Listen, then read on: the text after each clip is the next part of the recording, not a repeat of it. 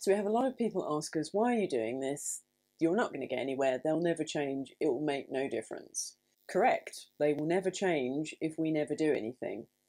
So many of us have spent a lot of time looking at what the future plans are, the direction this world is headed, and we don't like what we're seeing. We don't like the future plans. They are not good for humanity or the planet, for that matter. So what do? Do we stand by and do nothing? If history is anything to go by, when you push people too far, they rise up, and then it tends to get quite bloody quite fast.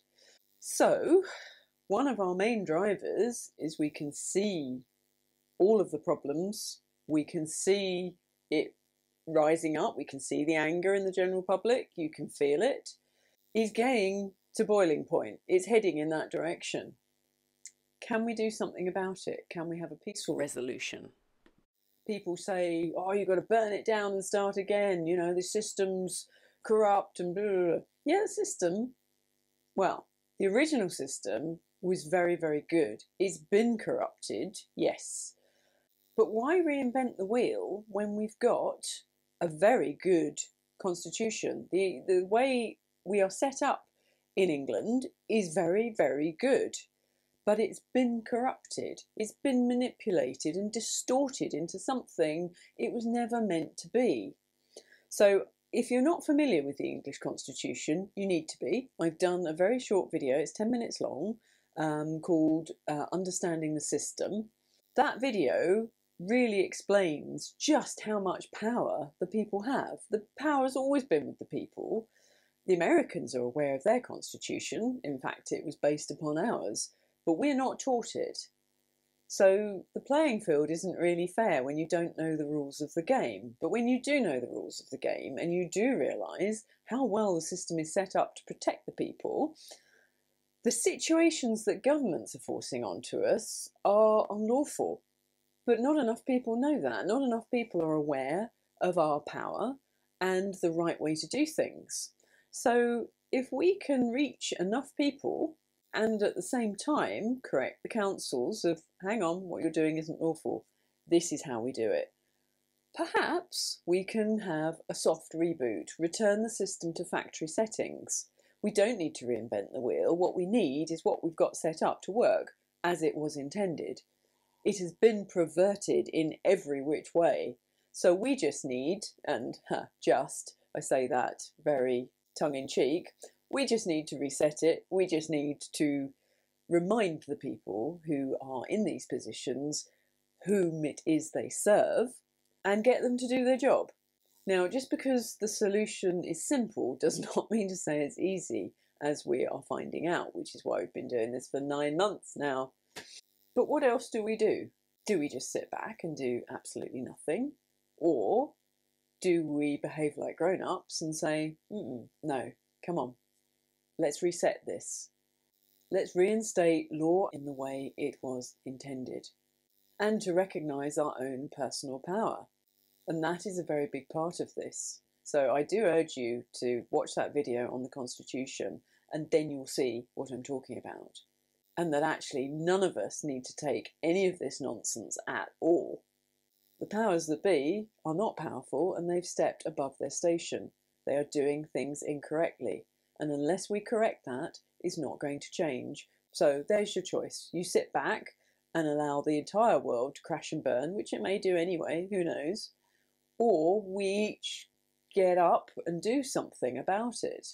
So that's the why. What is it that we think can be achieved? Well, who really knows? But one of the starting points, we think, needs to be to scrap the politics. Because the politics is just an added layer that stops those in public service from actually serving the public. Let me give you an example. But I was always firmly, and still am, against charging for garden waste. I've spoken against the introduction of them publicly, in council and at group meetings. So you may well ask, why did I vote for the budget that included garden waste charges? 3 reasons. 1, subject to the Labour whip. I haven't broken the Labour whip in 31 years as a councillor. I wasn't about to start a few months ago. So these councillors that are here to serve the public they have another master before us, and that's their political party. And as you've just heard, they're going to do as they're told, even if they're told to do wrong, which, don't get me started on that. But I do see it from both sides, even spoken to a different councillor and say, why don't you go run independently? Because, you know, everyone hates your party, just run as an independent. And was told that I can't afford to do that. We have the leaflets paid for by the political party, and it can be like £5,000. They have teams of people for 6 weeks before an election canvassing and delivering leaflets, so they get that support from their political party, which would be, it's very difficult to run as an independent, as, you know, I know some people that have done it, and it's very hard and expensive. So they kind of owe their political party, because they wouldn't be in office without them. So when that political party tells them to vote in a certain way, they feel duty bound, as it would appear, to vote for these things. When it gets political, it's pathetic to watch them. It's like groups of children in gangs at school. The red gang team up with the yellow gang because they both hate the blue gang, and the green gang goes along as well. And then sometimes the red gang don't like the yellow gang, so they gang up with someone else. It's just pathetic. And the voting, it's strategic, obviously, because they're in their gangs. They have to support that gang, and they're going to vote for whatever the way they're told. That's not what we voted for. We voted for you to represent us and do the things that serve the public. But that doesn't happen because there's all of these layers. So if we can at least remove the political layer, because we don't need politics, do we? We just need good infrastructure and services. We need good people making good decisions. It should be quite straightforward and simple. Why pit each other against each other?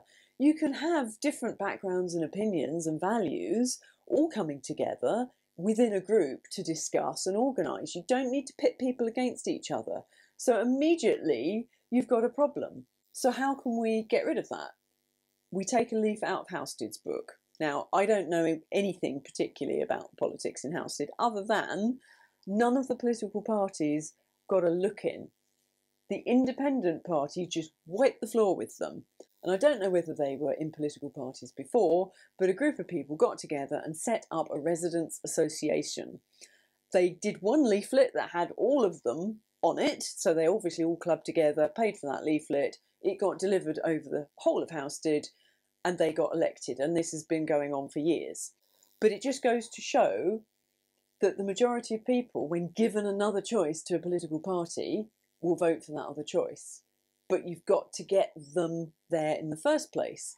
So that's actually one of the things we're hoping to encourage the councillors of Colchester to do, to get out of their political parties. We'll help them fundraise. If every person in Colchester donated £1, we would have a vast amount of money that we could put in a pot that anyone that wants to run as an independent councillor could have all of their leaflets printed.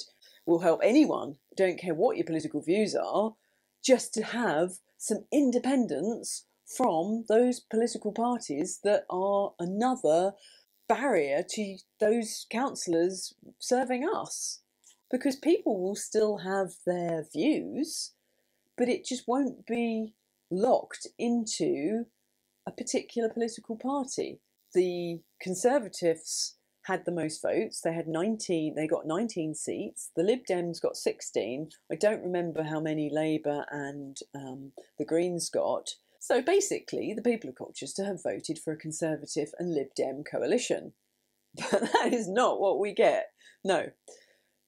They seem to be practising ABC politics. Anyone but Conservatives. So the Lib Dems will buddy up with Labour and the Greens, and then they can make a majority.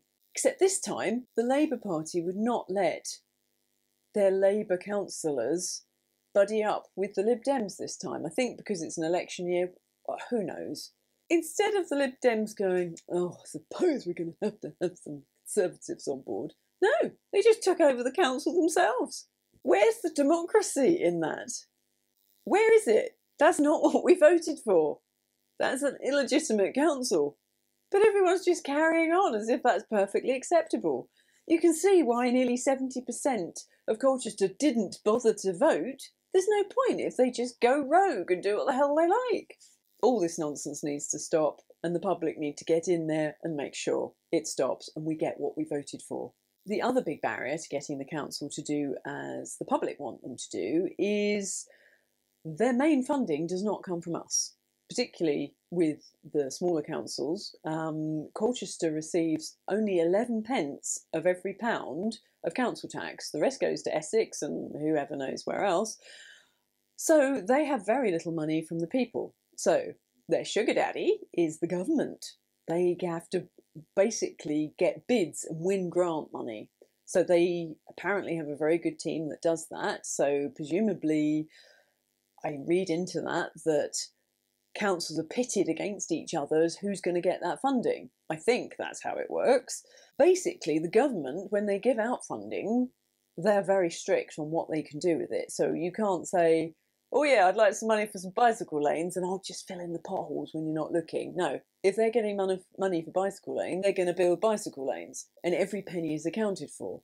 And all the councils seem to have massive debts, which they can't pay off. So that's other problems. So that's why services are getting cut left, right and centre. And that's why there's so many potholes.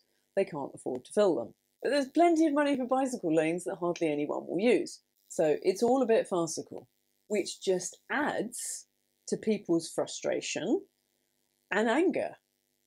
So that is why we're doing everything we can to get in and try and get these councillors to listen, because if they don't listen to us, they'll have the angry mob to deal with, if history is anything to go by, and that doesn't tend to go well. So that's why we do what we do. To give you an example of what is really just winding people up no end, you know, we were at a meeting not so long ago, the environmental panel, and they were talking about flooding this area of Wivenhoe where people walk their dogs, and the local people came in and said, we don't want you to do that. And then there was this whole talk on biodiversity and how it would bring in various birds and whatever else, and locals just stood up and said, well, what about the wildlife that's there now that can't swim? Why are you flooding this part of Wivenhoe? We walk our dogs there, we don't want it flooded. And then it turns out that not only do they not want it flooded, but it's going to, on top of the government grant money, they're going to have to spend about something like £48,000 of our money to flood a bit of Wivenhoe that they don't want flooded. So I must admit, I don't know the full history of all of this, and maybe there are very good reasons to flood it, but certainly at that meeting I was at, that's not the impression I got. And stuff like that, when there's, you know, there was a lovely lady there. She had a medical condition and she had got quite a sizable garden and she couldn't fit all of her waste in a green bin that was now going to cost her an extra £90 odd a year or whatever it is. So she was saying, and they were saying, well, you could always get someone to help you with the bins. And it doesn't show very much, but I do actually have cerebral palsy. And I will find it very hard with a wheelie bin, and I am very vehemently independent. I don't have any help from anybody, and I would not want to contact you for assisted collection. It's against what I cope with. I'm not going to pay to fit everything in that wheelie bin or afford it. And they were sort of like, oh, well, you could spread the cost with 4 neighbours. And you think, that one wheelie bin isn't going to fit in all her green waste, and you now want her to split the cost with other people who will also have waste.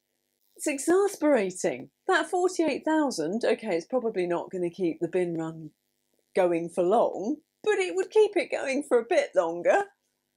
It's that kind of just nonsensical stuff that drives people insane. And it's going to push people over the edge if they just don't start listening and do things that the general public want and are paying for. And okay, if there's really good reasons to flood that part of Wivenhoe, there might be, I've no idea. What they ought to do is ask the people of Wivenhoe, if you want to flood this area for XYZ reasons, crowdfund it. Why should everybody else in the rest of Colchester be having to pay out to flood Wivenhoe? So, okay, now you've got all the whys, wherefores and whatnots. Let's actually go behind the scenes and look at what happens in these meetings. And we're going to start with planning, because it's just jaw-droppingly unbelievable when you see how little control the councillors actually have on what happens in planning. So I'll see you in the next video.